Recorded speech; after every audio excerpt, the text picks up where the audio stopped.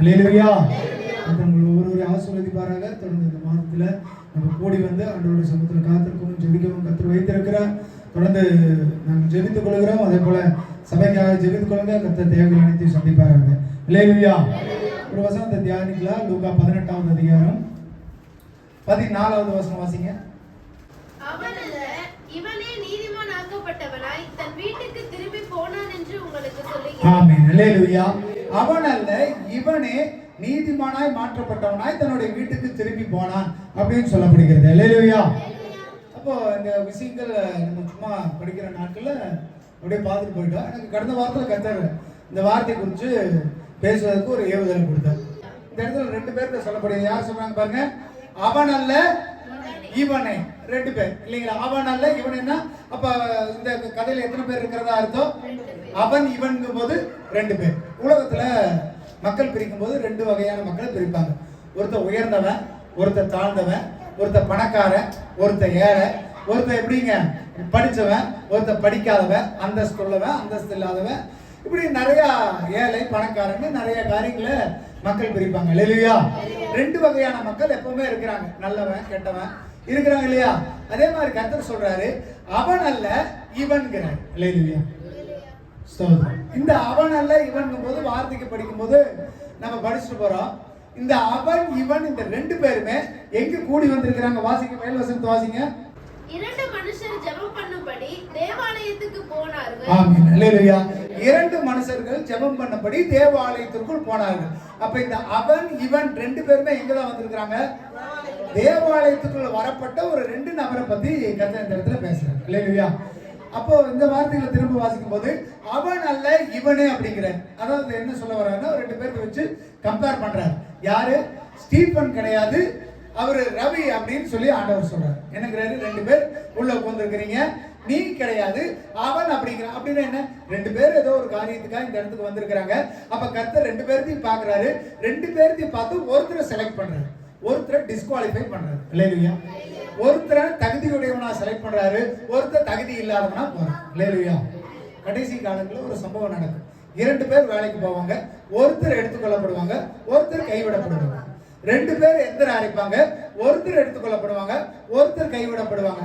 சபைக்குள்ள இருக்கிற ஒரு 100 பேர் இருக்கிறீங்கன்னா 100 பேர் செலக்டட் கிடையாது. அதுல கொஞ்சம் பேர் தாண்ட டிஸ்குவாலிஃபை பண்ணுவாங்க. இல்லையா? கோதுமையை வந்துட்டு தட்டி எடுக்கும் பொழுது மணியை சேர்த்து வைப்பாரு. பதற என்ன பண்ணுவாரு? அப்போ டிஸ்குவாலிஃபிகேஷன் உங்களுக்குள்ள இருக்குது. இல்லையா? சர்ச்சுக்குள்ள நீங்க தகுதியற்றவர்களாய் மாற்றப்படுகிற தருணம் ஏற்படும். இல்லையா? இப்ப நீங்க அவன் அல்ல இவனேன்னு சொல்லக்கூடிய இடத்துல நீங்க அவனா இருக்க விரும்புறீங்களா, இவனா இருக்க விரும்புறீங்களா? கதை தெரியாமே சொல்லுங்க பார்க்கலாம். பழைய கதையெல்லாம் படிச்சிருக்கீங்க, இந்த கதை கேட்டுருக்கிறீங்களா இல்லையா? சரி, கதையின் முடிவுல கேட்கிற நீங்க அவனா இல்ல இவனான்னு சொல்லுங்க.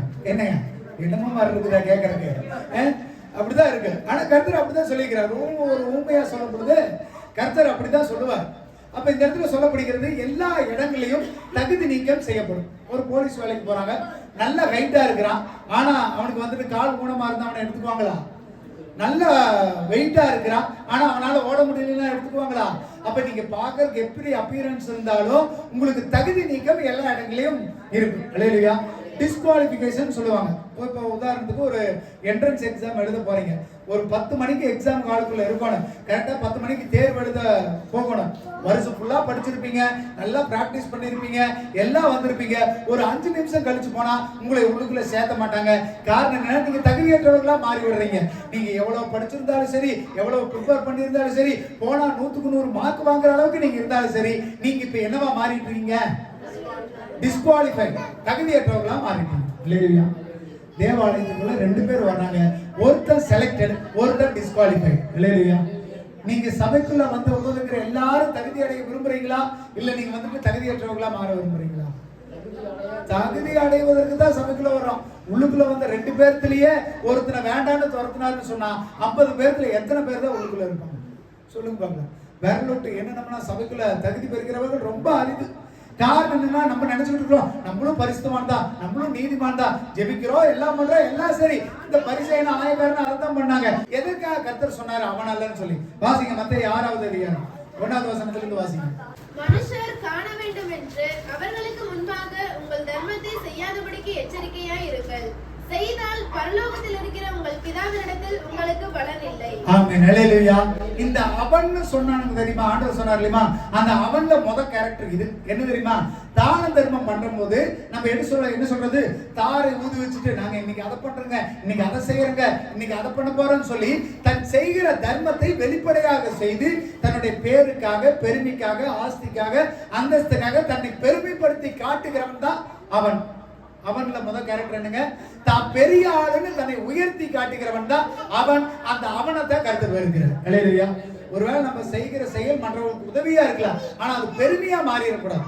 நான் செய்யறதுனால நான் என்ன பண்ணிடக்கூடாது, நான் ஒருத்தருக்கு தான தர்மம் செய்யறேன்ப்பா, ஒருத்தருக்கு நான் அந்த உதவி செய்யறேன், இந்த உதவி செய்யறேன்னு சொல்லி பெருமைக்காக பேசிடக்கூடாது. அப்படி பெருமை பேசிக்கிறவங்களை கர்த்தர் அவன்கிற லிஸ்ட்ல வைக்கிறார். கீழே வாசிங்க. ஆகையால் நீ தர்மம் செய்யும் போது மனுஷரால் புகழப்படுவதற்கு மாயக்காரர் ஆலயங்களிலும் வீதிகளிலும் செய்வது போல உனக்கு முன்பாக தாரை ஊதுவியாதே.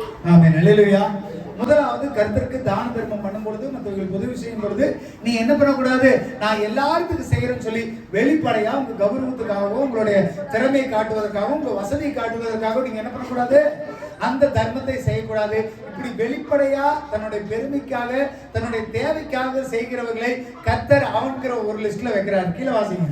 நீயும் தர்மம் செய்யும் போது உன் தர்மம் அந்தரங்கமாய் இருப்பதற்கு உன் வலது கை செய்கிறதை உன் இடது கை அறியாதிருக்க கடவது. வாசிங்க.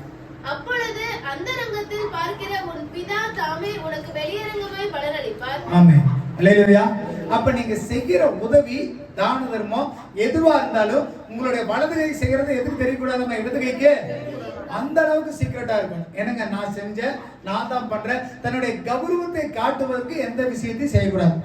இந்த பரிசேயன் என்ன பண்ணா, பரிசேயனும் ஆயக்காரனும் உள்ளுக்குள்ள வரும்போது அப்படிதான் ஒரு நிகழ்வு நடந்தது. அது கூட முழுசா வாசிட்டீங்கன்னா கூட கடைசியில் திரும்ப வாசிக்கலாம். லூக்கா எடுத்து வாசிங்க.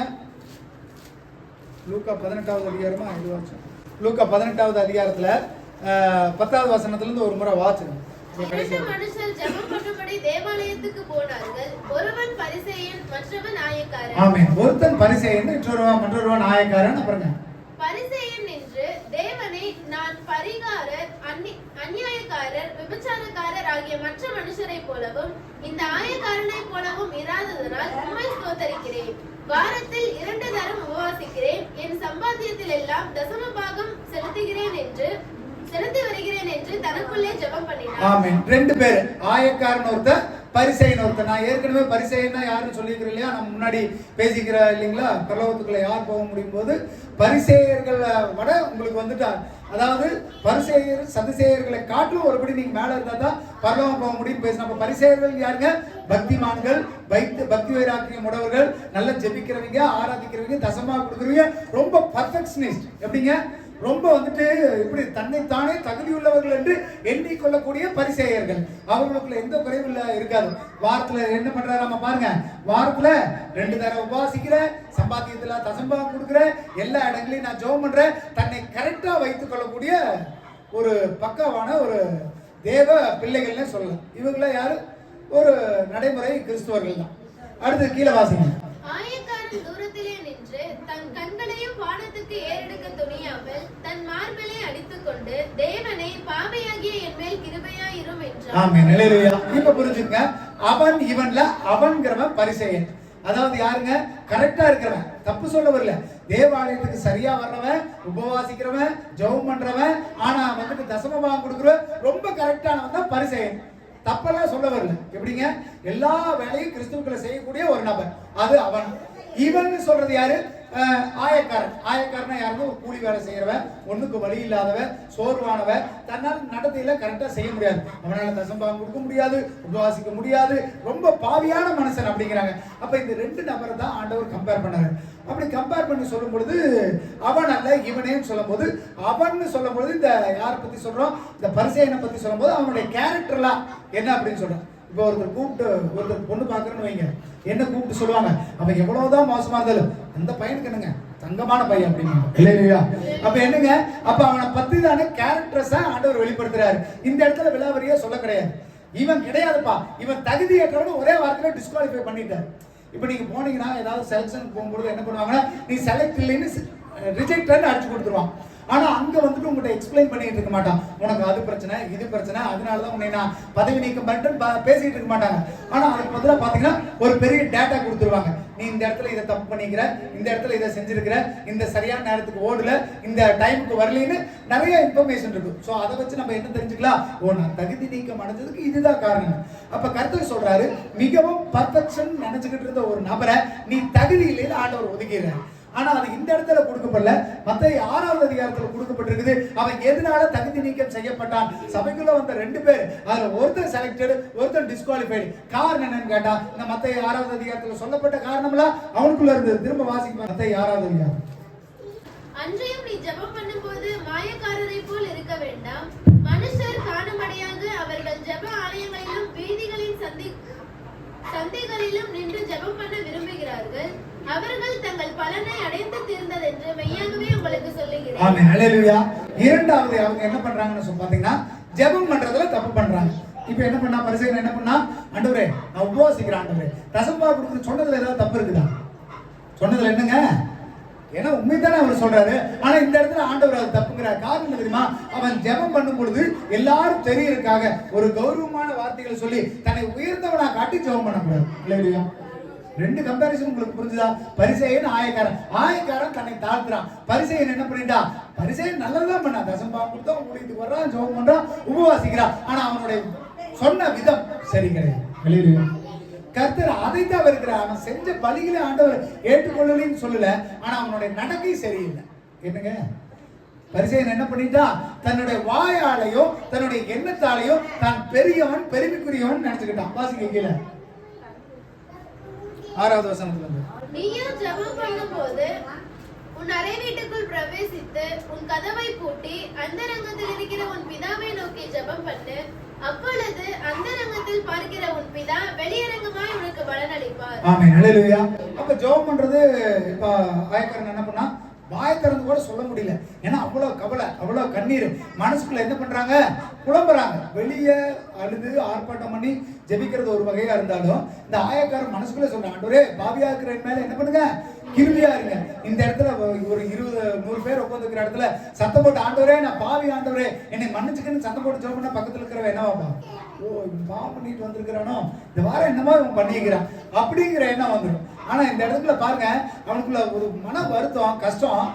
இந்த பரிசேயன் சொல்றான், ஆண்டவரே, நான் உத்தம ஆண்டவரே, நான் சன்மார்க்க ஆண்டவரே, நான் எந்த தப்பும் செய்யல, இவன் சொன்னதெல்லாம் கரெக்ட். ஆனா கடைசியா ஒரு வார்த்தை சொல்றான் பாருங்க, நான் இந்த ஆயக்காரனை போல இல்லாதனாலும் சோதரிக்கிறேன். அங்கதான் வினைய வந்து. அல்லேலூயா. ஆண்டவர் உங்களை நல்லா வச்சிருக்கிறார். போட்டுக்கு நல்ல துணி கொடுக்கிறார், நல்ல உணவு கொடுக்கிறார், நல்ல செழிப்பா வச்சிருக்கிறார். ஆனா நீங்க ஒரு முறை அவனையாவது திருப்பி பார்த்து, அப்பா நல்ல வேலைக்கு நான் அவனை மாதிரி இல்லைன்னு வாயை திறந்து சொல்லிட்டீங்கன்னா முடிஞ்சு போச்சு. உங்களுடைய நீதிமான்ங்கிற அந்த அங்கீகாரம் உங்களை விட்டு போயிடுச்சு.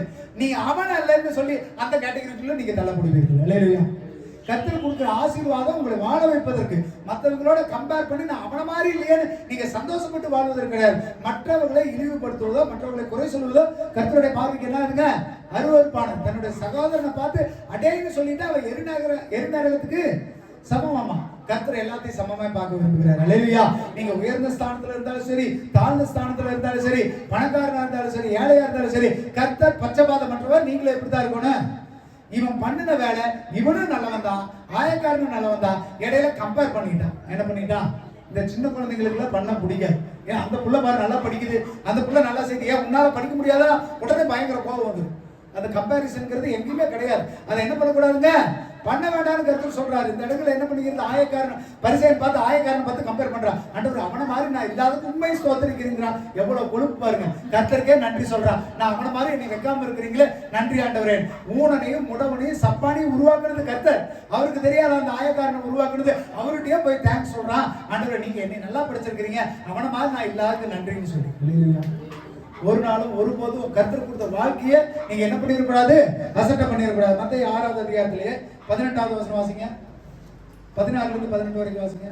நீங்கள் உபவாசிக்கும் போது மாயக்காரரை போல முகவாடலாய் இராதேயுங்கள். அவர்கள் உபவாசிக்கிறதை மனுஷர் காணும் பொருட்டாக தங்கள் முகங்களை வாட பண்ணுகிறார்கள். அவர்கள் தங்கள் பலனை அடைந்து தீர்ந்தது என்று மெய்யாகவே உங்களுக்கு சொல்லுகிறேன். நீயும் உபவாசிக்கும் போது அந்த உபவாசம் மனுஷர்களுக்கு காணப்படாமல் அந்தரங்கத்தில் இருக்கிற உன் பிதாவுக்கே காணப்படும்படியாக உன் தலைக்கு எண்ணெய் பூசி கழுவு, அப்பொழுது அந்தரங்கத்தில் பார்க்கிற உன் பிதா உனக்கு வெளியரங்கமாய் பலனளிப்பார். ஆமென். அல்லேலூயா.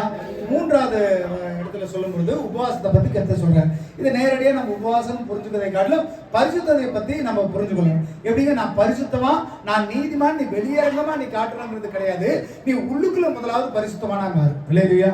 வெளியே மட்டும் நான் அதை பண்ணுங்க இதை பண்ணுங்க பரிசெயன் பண்ண மாதிரி என்ன பண்ண, நான் உபவாசம் இருக்கிறேன், தசமா கொடுக்குறேன், எல்லாம் பண்றேன், ரைட்டு. நீ வெளியே சொல்றது கிடையாது. உன் மனசுக்குள்ள நீ முதல்ல பரிசுத்தமானாரு. பரிசுத்தாவியானவர் உன்னை பார்க்கணும். கர்த்தர் உங்க மனதை தான் பாக்குறாரு. இல்லையா? வெளியே ஒரு சிலர் பார்க்கறதுக்கு பயங்கர மினுக்கா எப்படி இருப்பாங்க, பார்த்தா நல்லா பரிசுத்தவான்கள் மாதிரி காட்டிக்குவாங்க. ஆனா ஆண்டவர் சொல்றாரு, நீ எப்படி இருக்கிறியாமே வெள்ளை அடிக்கப்பட்ட, ஆனா உள்ள ஒண்ணும் இல்லாம நம்ம வெளியே காட்டிக்கிறதுல என்ன இல்லைங்க ஒரு பிரயோஜனமா.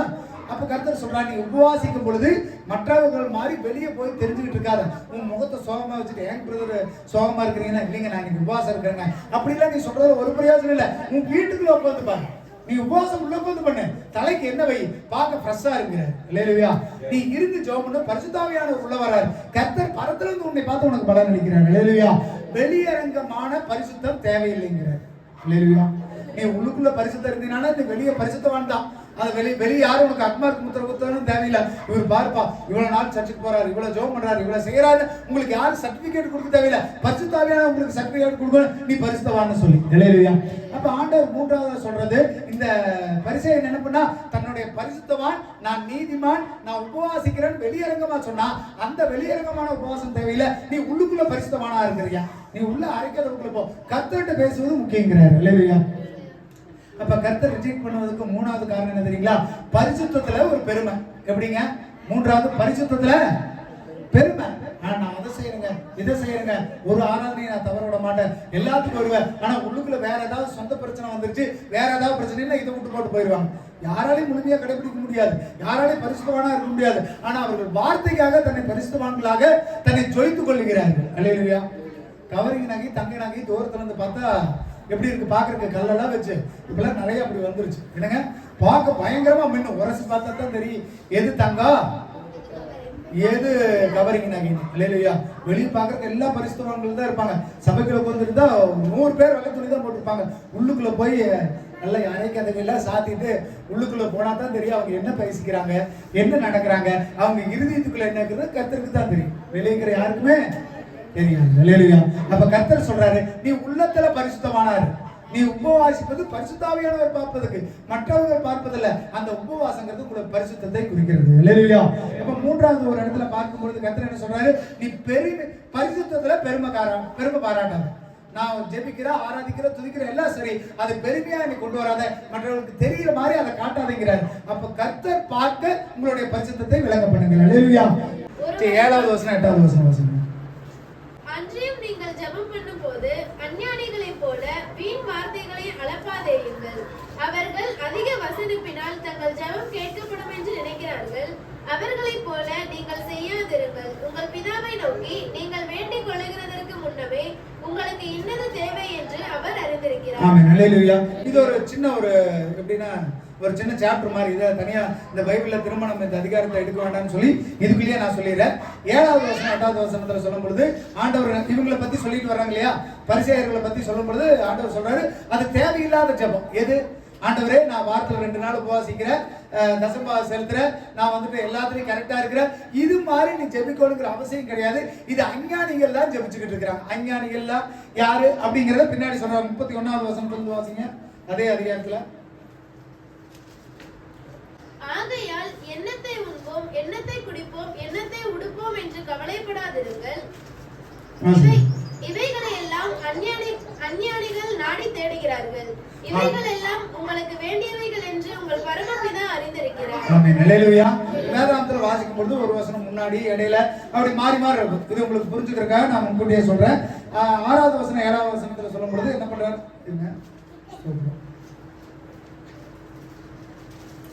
7வது வசனம் 8வது வசனத்துல சொல்லும் பொழுது இப்படி அஞ்ஞானிகள் வேற மாதிரி ஜெபம் பண்றாங்க. தன்னை பெருமைப்படுத்திக்கிட்டும் தன்னுடைய தேவைகளுக்காகவும் எதற்காக ஜெபம் பண்றாங்கன்னா, உண்ண உணவு, உடுக்க உட, குடிக்கிறதுக்கு தண்ணி வேணும், இதையதான் ஜெபம் பண்ணிட்டு இருக்கிறாங்க அஞ்ஞானிகள். நீங்க அப்படி ஜெபம் பண்ண தேவையில்லை. காரணம் என்னன்னா, பரமபிதா இதெல்லாம் உங்களுக்கு என்ன பண்ணிருக்கிறாரு? ஈவா கொடுத்திருக்கிறார், அதை அறிந்திருக்கிறார். அப்ப ஆலயத்துக்குள்ள வரும்போது நம்ம எதுக்குதான் ஜெபம் பண்றது? இவர் சொன்னார் இல்லையா, நான் உபவாசிக்கிறேன், தசம்பாக செலுத்துறேன், நான் எனக்கு சாப்பாடு வேணும், தக்க இடம் வேணும், குடிக்க தண்ணி வேணும், இதெல்லாம் ஜெபிக்காத. அப்ப நான் எப்படிதான் ஜெபிக்கிறதுனா கீழே 9ஆம் வசனத்துல சொல்லப்படுகிறது பாருங்க. ஆண்டவர் ஜெபம் பண்ண வேண்டிய விதம், பரலோக ராஜ்யம் வரணும், நான் நித்திய ஜீவனுக்கு போகணும், அண்ணனுக்கு கிடைக்க வேண்டிய எங்களுக்கு பலனை கொடுங்க. அப்ப ஜெபிக்கக்கூடிய ஒரு விதிமுறைகளையும் கர்த்தர் கற்றுக் கொடுத்திருக்கிறார். அல்லேலூயா.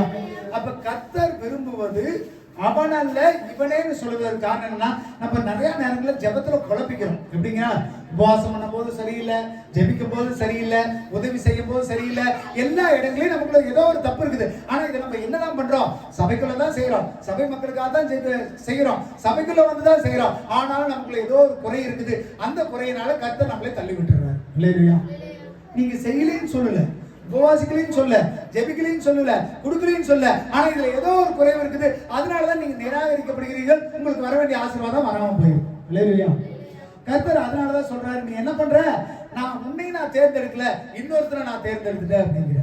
இல்லையா, காரணம் என்ன காரணம் சொன்ன, ஜெபிக்கும் பொழுது ஜெபத்துல ஒரு பெருமை, கொடுப்பதுல பெருமை, உபவாசிக்கிற பரிசுத்தத்துல பெருமை, எல்லாத்திலையும் தான் எனக்கு வேணும் அப்படிங்கிற ஒரு இடத்தை கொண்டு வந்து தேவ ஆவியானவரை நம்ம என்ன பண்ணிடுறோம், பின்னுக்கு தள்ளி நம்மளை முன்னாடி வச்சிடறோம். இதைத்தான் அந்த பரிசேயன் செஞ்சான். இல்லையா, இதனாலதான் கர்த்தர் சொல்றாரு, அவனை நான் பிடிக்கல அப்படின்ட்டு. அவனும் உபவாசிச்சான், ஜெபம் பண்ணான், தசம்பாக செலுத்தினான், எல்லாம் பண்ணினான். ஆனால் அவன் பண்ண கம்பாரிசன், அவன் பண்ண உயர்வு, தன்னை உயர்த்துகிறவனே கர்த்தர் என்ன பண்றாராமா. வாசிங்க, லூக்கா திரும்ப எடுத்து வாசிங்க அந்த அதிகாரத்தையே.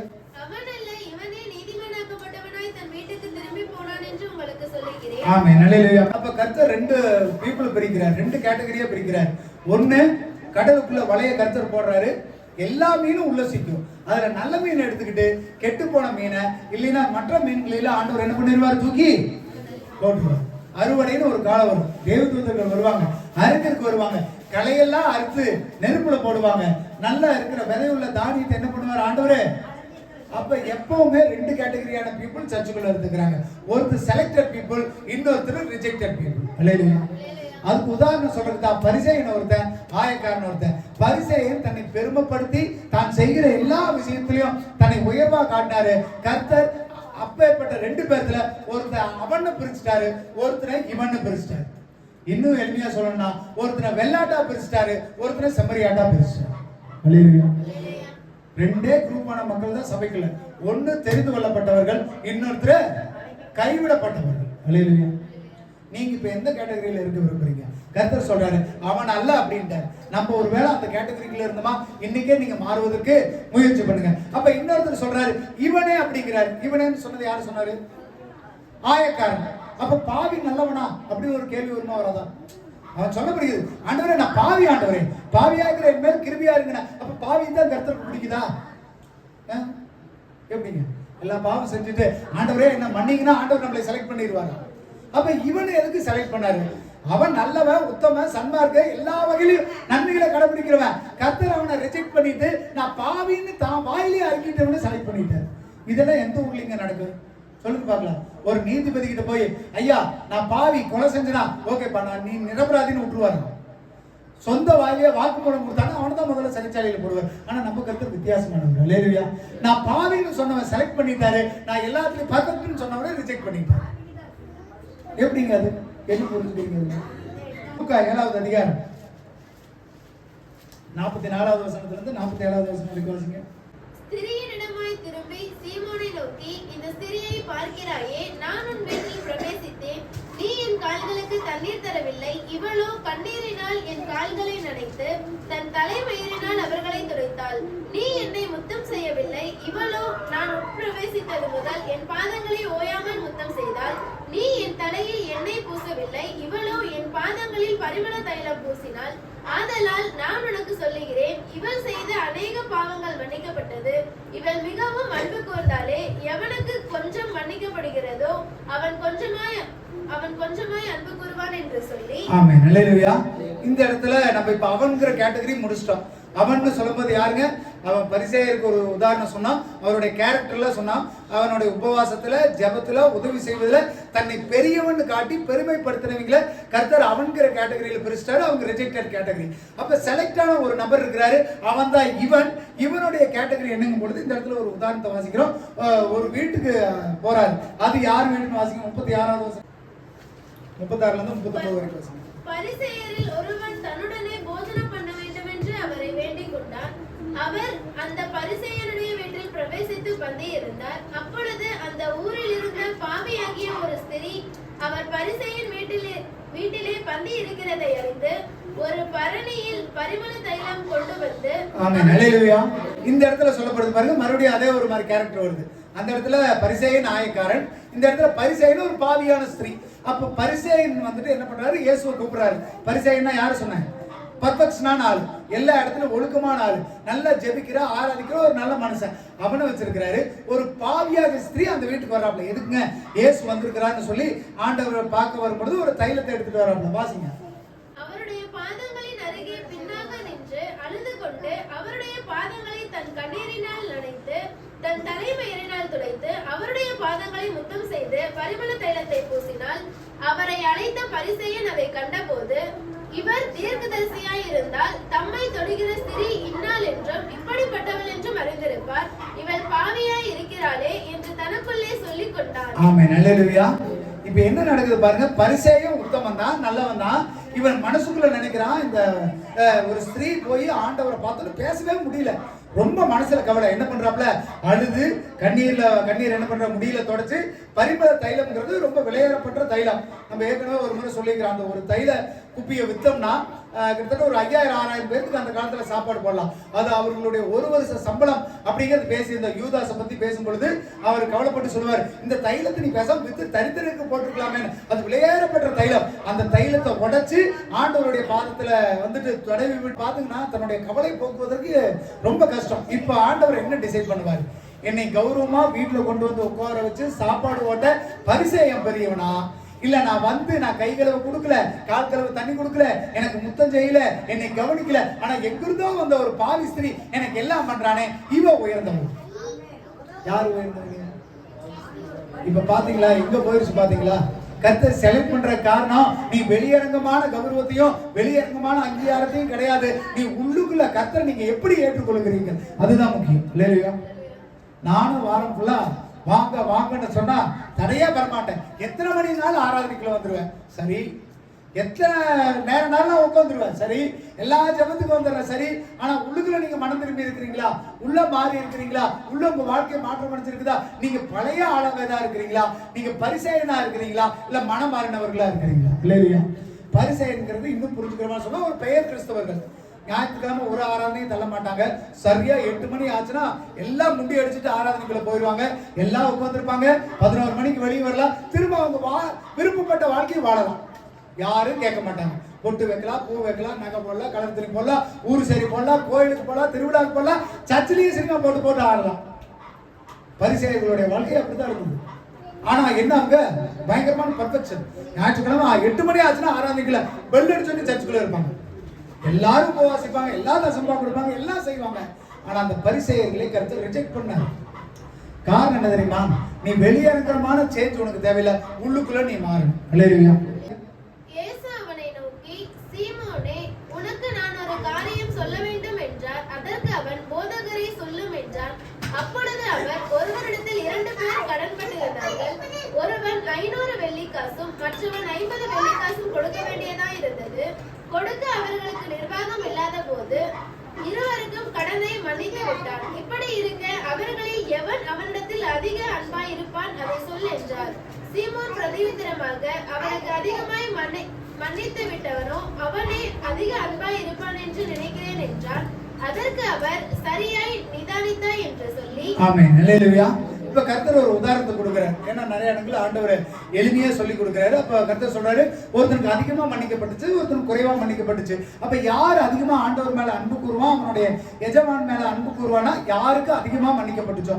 5000 ரூபாய் வாங்கினவங்கள நீ கொடுக்க வேண்டாம் போன்னு சொன்னா அவன் அந்த எஜமான் மேல எவ்வளவு அன்பு செலுத்துவான். 500 ரூபாய் வாங்கினவன நீ கொடுக்க வேண்டாம் போன்னு சொன்னா அவளை எவ்வளவு அன்பு செலுத்துவாங்கிறான். அப்ப அதிகமா எவனுக்கு மன்னிக்கப்பட்டதோ அவன் தான் அன்பு செலுத்துவான். அப்ப இப்ப யாரு? பரிசேயன் ஆல்ரெடி நீதிமான். அவன் உபவாசிக்கிறவன், தசமா கொடுக்கிறவன், எல்லாம் சரி. அப்ப அவனுக்கு ஆண்டவர் கொடுக்கிற ஆசீர்வாதத்தை காட்டிலும் ஒரு பாவியாகிய ஸ்திரீ மனம் திரும்புவது, ஒரு பாவியாகிய மனுஷன் மனம் திரும்பினா பரலோக ராஜ்யமே சந்தோஷப்படும். இல்லையா? அப்ப இந்த இடத்துல யாருக்கு அதிகம் மன்னிக்கப்பட்டதோ அவங்களுக்கு தான் நித்திய ஜீவன். இல்லையா? இந்த இடத்துல நான் பரிசேயனா, ஆயக்காரனா, செலக்டடா, ரிஜெக்டடா அதெல்லாம் விட்டுருங்க. இந்த இடத்துல நீங்க கத்துக்க வேண்டியது எவருடைய பாவம் மன்னிக்கப்பட்டதோ அவங்க தான் செலக்டட். இல்லையா? அதுக்காக நான் பாவியா இருந்தேன்னா ஆண்டவர் ஏற்றுக்கொள்வாரானா கிடையாது. இல்ல நான் ரொம்ப மிதமிஞ்சிய பரிசுத்தவானா இருந்தா ஏற்றுக்கொள்வாருன்னா அது கிடையாது. கர்த்தர் இந்த இடத்துல சொல்றாரு, எவனுடைய பாவங்கள் மன்னிக்கப்பட்டுச்சோ, ஆயக்காரனுடைய பாவம் மன்னிக்கப்பட்டுச்சு, இந்த ஸ்திரீயோட பாவம் மன்னிக்கப்பட்டுச்சு. அப்ப நீங்க பாவம் மன்னிக்கப்பட்டது தான் நீங்க செலக்டட். எப்படிங்க?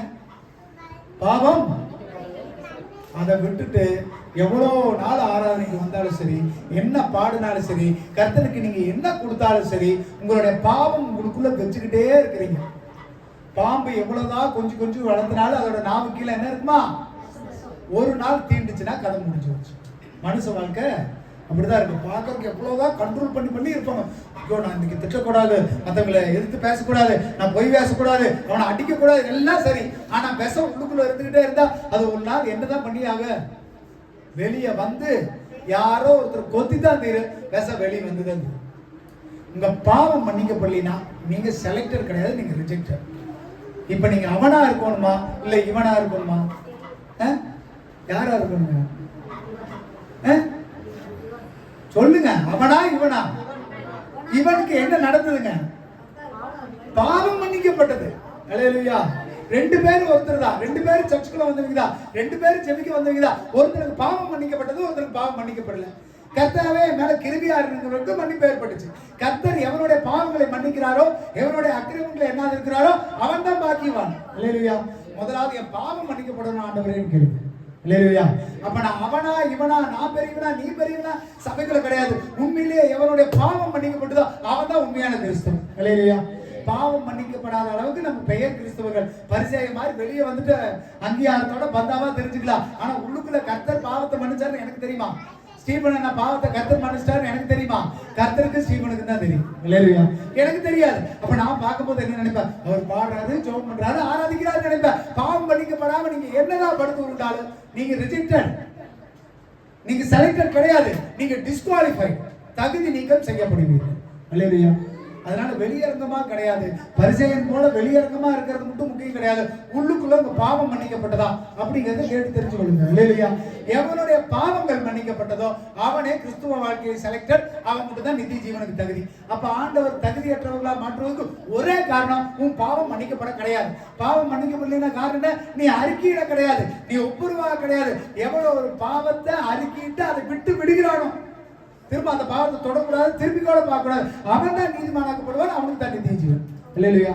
ஒரு டைம் ஆண்டவர் மன்னிச்சார். இந்த இடத்துல நிறைய இடங்களில் சொல்லப்படுகிறது, உன்னுடைய பாவங்கள் மன்னிக்கப்பட்டது, இனிமேல் பாவம் செய்யாத, உனக்கு அதிக ஆக்கினை வரும் என்று நீ பாவம் செய்யாதுன்னு ஆண்டவர் பாவத்தை மன்னிச்சு அனுப்புறார். இல்லையா? ஒரு முறை நமக்கு பாவம் மன்னிப்பு கொடுக்கப்பட்டாச்சுன்னா நமக்கு ஆக்கினை கிடையாது, நித்திய ஜீவன். ஆனா திரும்ப அந்த பாவத்தை செஞ்சுட்டா அதே எரிகுலிக்கு நம்ம பார்த்துருவாங்களா மாறும். இல்லையா? ரொம்ப ஜாக்கிரதையா இருக்கு. ஆண்டவர் ஒரே முறை மறித்தார், நம்மளுடைய பாவங்களுக்காக மறித்தார்.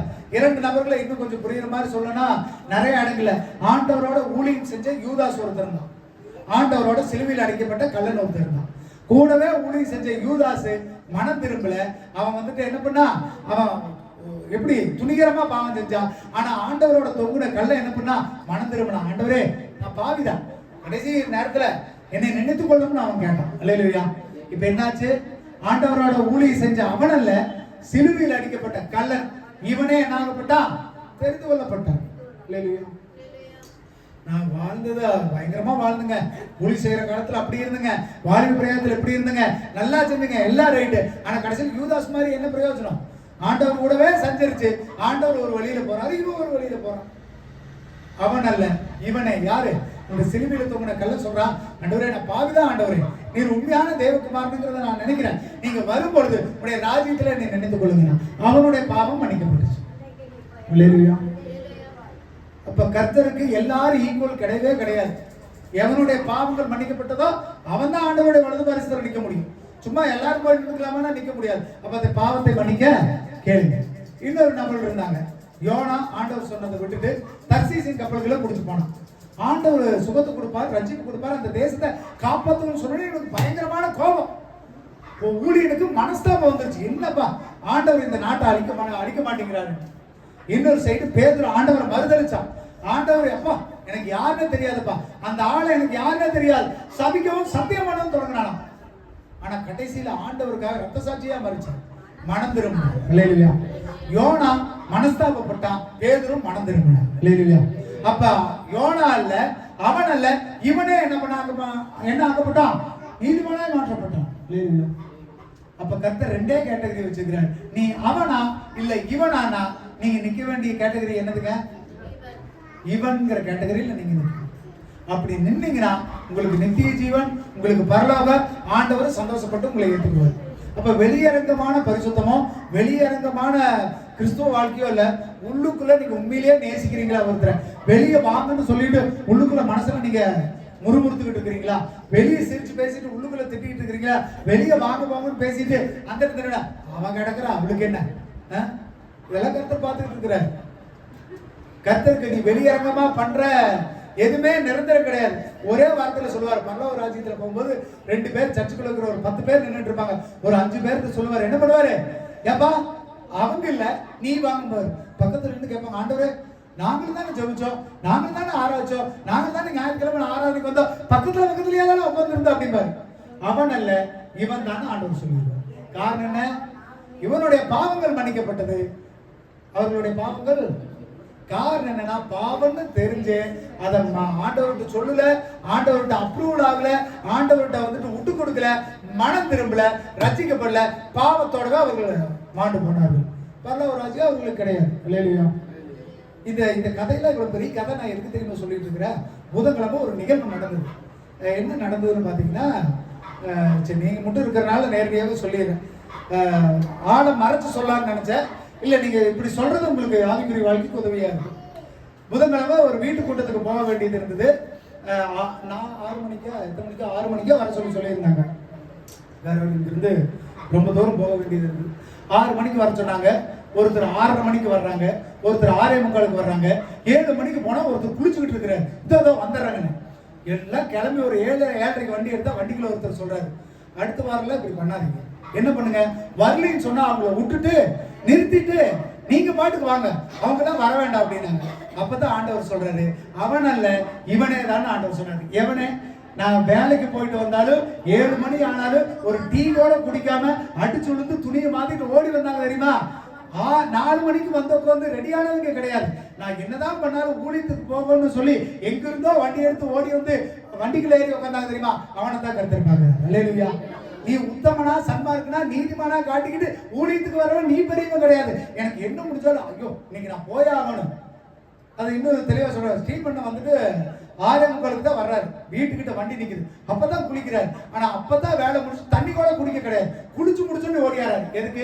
அந்த ஊழியத்துக்கு போகணும்னு சொல்லி. ஆனா 4 மணிக்கு ஒருத்தர் வந்து உட்கார்ந்துருந்து எல்லாம் போகணும் ஆராதனைக்கு போகணும்னு உட்காராரு. நீங்க உட்கார்ந்தது தப்பு இல்ல, அவங்களும் ஊழியத்துக்கு தான் வர்றாங்க, இவங்களுக்கும் ஊழியத்துக்கு தான் வர்றாங்க. ஆனா அந்த ஒரு வார்த்தை வந்தது பாத்தீமா, தகுதி இல்லாதவங்களை நீக்கிருங்கன்னு. அதுதான் பெரிய தப்பு. இல்லையா? கர்த்தருக்கு தாம் பெரிய ஆளுன்னு காட்டுறவங்க கிடையாது. எந்த சூழ்நிலையிலையும் கர்த்தருக்காக ஓடணும்னு நினைக்கிறாங்க தெரியுமா? அதுதான் விளையாடப்படுறது. இல்லையா? அப்ப எந்த கர்த்தர் பார்த்து நீ வேண்டான்னு ரிஜெக்ட் பண்ணியிருந்தா இன்னைக்கு நம்மளாம் இந்த இடத்துல என்ன பண்ணிருக்க முடியாது, உட்கார்ந்துருக்கவே முடியாது. எதுக்கு கடைசி நேரம் ஆனாலும் வருட்டுக்கு கூட்டிட்டு போறோம். அவர்கள் செய்வது ஊழியம் மாத்திரம் கிடையாது, கர்த்தருக்கு செய்கிற மிகப்பெரிய சேவை. இல்லையா?